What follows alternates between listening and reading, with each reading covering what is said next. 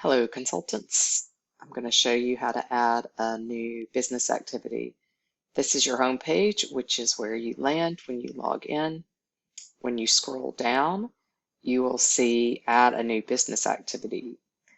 Click on that, enter the appropriate status. Let's say that you are in the middle of drafting a proposal, so that's the status, and it is associated with a particular organization, noting that the organization has to already exist in Salesforce. And if it does not, you have got to create an organization first.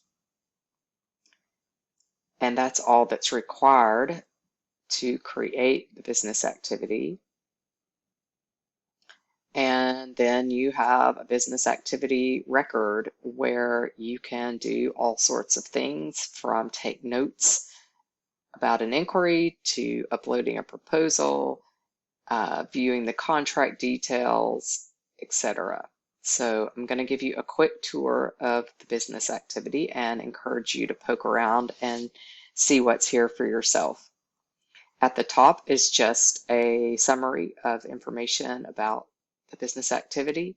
This is your status bar. It is the same as this status field. Those are the exact same fields. So if you change it one place, it changes the other. We are asking all of the leads to check your statuses of your business activities to ensure they are correct. Statuses were spread out over several fields, and we've now consolidated them into one status field and added every status we could think of that was appropriate for a business activity from the inquiry stage. And scrolling down, you can see it going through the draft contract stages into the contract is accepted and work is underway. You also have several options for closing it out, including mutual decision to end it early, it was only paused, or perhaps it was actually completed. So please always make sure your status is up to date, because many notifications are based on status. Here is where you'll find the lead, co-lead, and CFF reviewer listed if there is already one. And then I'm going to show you what's over here. So on the left is information and guidance. There is an inquiry interview guide here for folks who may need some guidance when they're doing an inquiry call.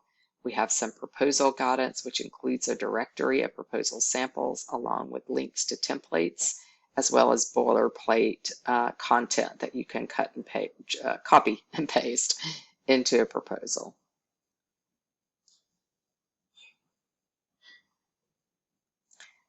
Over on the left below that section is where you would enter a new event. And so you click on new, it's a contract event, and you name your event appropriately. Tell us what type of event it is. In most cases, it will be a training session. And now you have an event record. You have to click on it to open it back up once you create it. And it has the basic information about events, including the ability to request a tech consultant and Zoom and evaluation links. Facilitators assigned to the event will be here. Back to the business activity. There are several main tabs up here. We've already talked about what's on this first tab.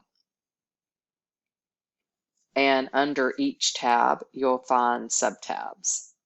So beginning with inquiry intake, there are the questions that we would like answered on an inquiry call, including over here, a place where you can take detailed notes in open text.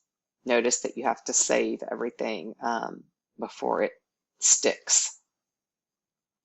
If you're the proposal writer, here is your proposal information and the place to upload the proposal file. Here are the contract details.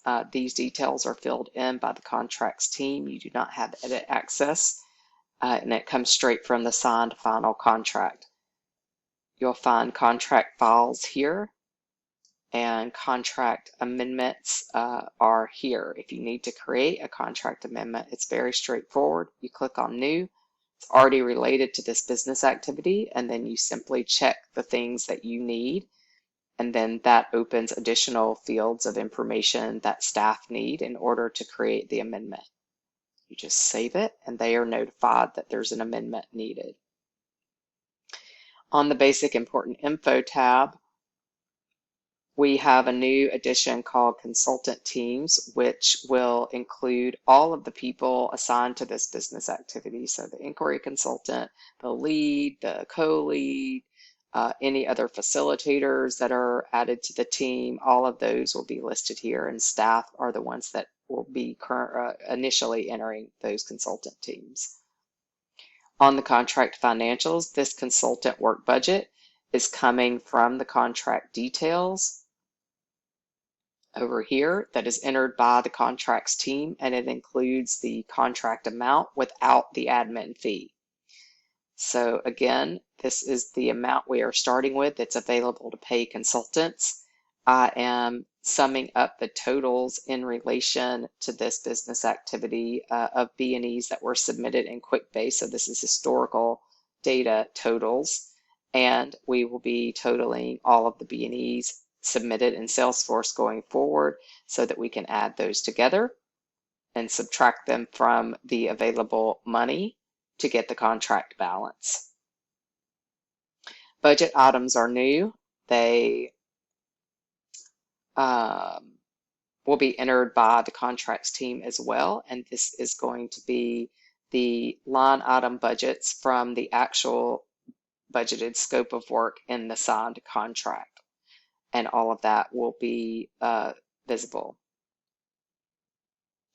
The billing expenses, when they're entered, will be listed here, and there was a separate video to show you how to do that. So that is how to enter a business activity and a little tour.